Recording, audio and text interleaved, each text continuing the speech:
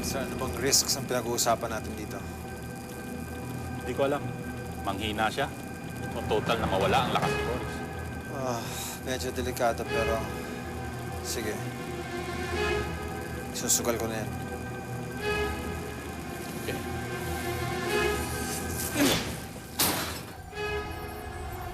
Ako hindi. O paano? Mauna muna ako. Doc, baka po pwede na wala na lang makakaalam na nandito si Captain Barbell. Para na lang po sa kaligtasan niya, tsaka sa mga taong nandito po sa ospital. As a rule, hindi naman talaga namin pinagkakalat kung sinong tinatanggap namin dito sa ospital na to. Pero dahil nga high profile ang kasong ito, ay hindi ko magagarantiya sa inyo na walang makakaalam. Mauna na ako. Salamat, Doc.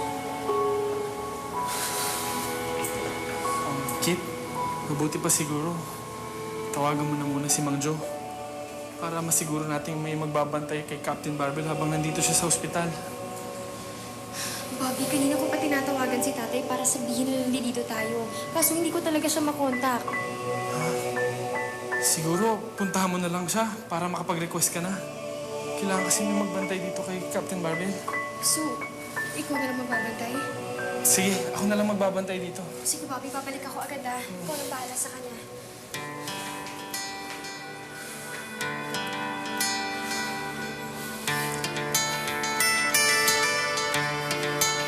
Ken, gumising ka na.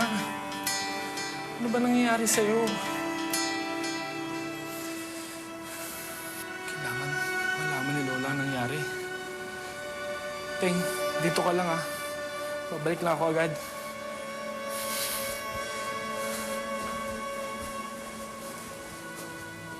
Levi Villan! Bumaba ka dito! Harapin mo ako!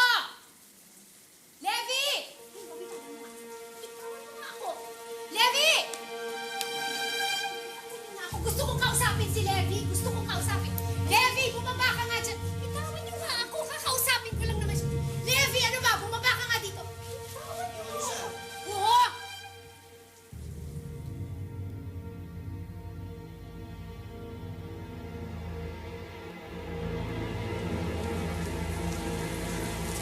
Iwan niyo muna kami.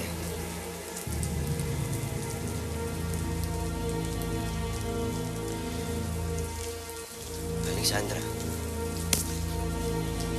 Walang hiya ka. Ikaw ang may kasalanan ng lahat.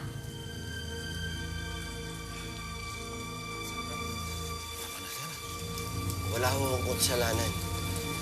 Siya ho sumira na magnansama namin. Anong walang kasalanan?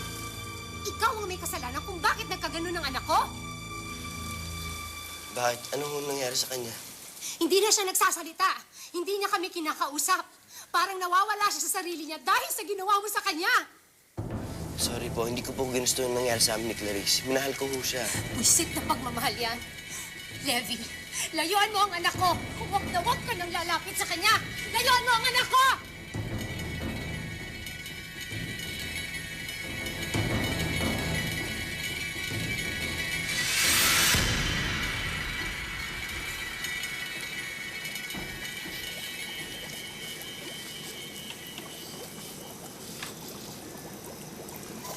Red, halika. Tingnan mo nga to. Bakit? Ano yan? Hindi ko nga maintindihan eh. Silipin mo.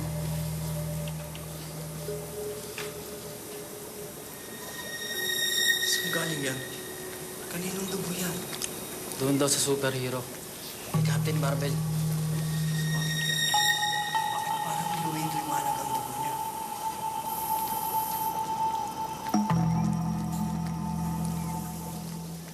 Magsalita kayo. Anong ginagawa niyo sa akin? Buti pa iwan ko muna kayo para makapag-usap kayo, no? May kukunin rin naman ako sa ospital, eh. Gabriel. Dad, anong ginagawa niyo sa akin? I deserve to know.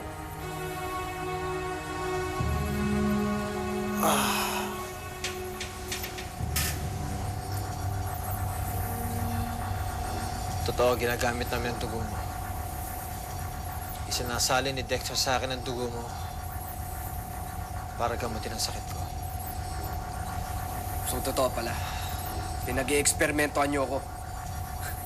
Paano niyo nagawa sa akin to, Dad?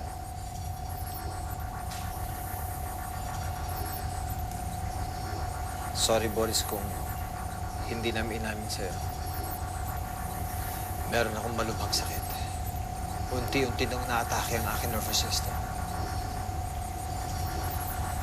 At dahil sa research ni Dexter, napag-alaman namin na kapag sinali ng dugo mo sa akin, meron itong kakayahan na buhayin ang aking mga blood cells.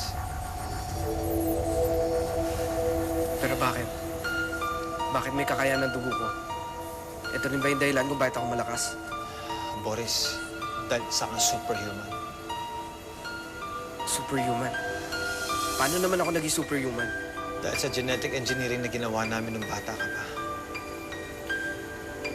Ibig ninyo sabihin, bata pa lang ako. Isa na ako experiment? Totoo yan.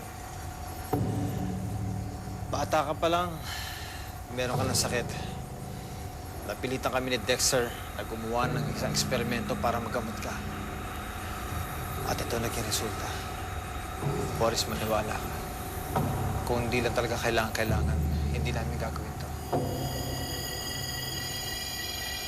Ayaw mo na mamamatay ang daddy mo, di ba?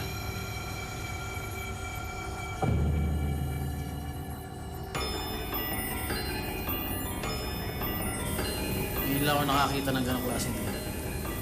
Baka may kakaibang substance sa dugo. Kaya ganyan. At ano naman yan? Ewan ko. Hindi kaya may nakain siya. Labo naman ata ano. Baka naman may sinaksak sa kanya. Ano?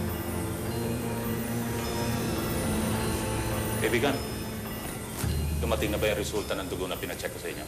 Wala pa po, Dok eh. Nasa Manila, sa laboratory. Ayan, tanong mo kay Dr. Dexter. Ano yan? May nakuha po kaming nakaibang dugo. Galing sa isang pasyente. Kakaibang dugo?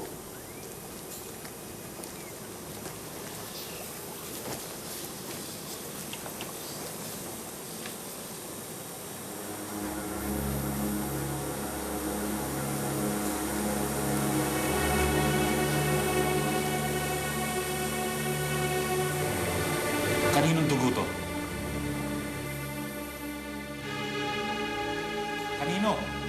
Dok, huwag mo na lang po sana sabihin sa ibang tao. Ang pagkakaalam ko po, yan po yung dugo ni Captain Barbel.